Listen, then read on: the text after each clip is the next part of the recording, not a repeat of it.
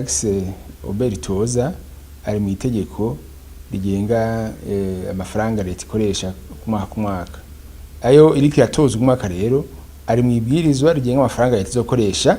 mu mwaka wa 2023 ushimwa mwaka wa 2024 rero oberi shinga amatagisi iratoza gusa kuganira ari vyiza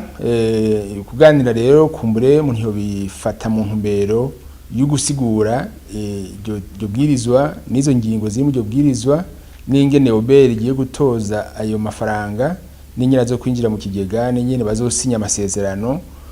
n'ibiciro nyine vyashinzwe numva ibiganiro vyo bankivyo ivyo rero nibisanzwe kumenyesha bene igihugu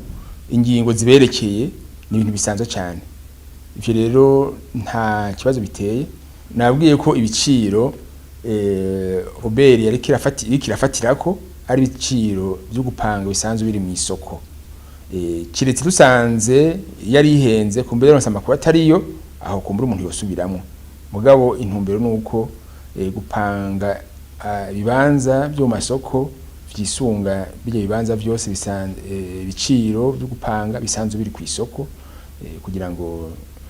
aba bipanze bose baje ku rugero rumwe kurumva hari abahora bari hamake muri meri akaba nabandi bari ha menshi bapangiye ababifashe muri meri cyangwa babifashe muri commune umva ko batari ku rugero rumwe umva ko ari makarenganyo hagati y'abene igihugu babiri umwe yose kibanza muri leta ariha muri meri n'uriha apangiye ufise ikibanza ca meri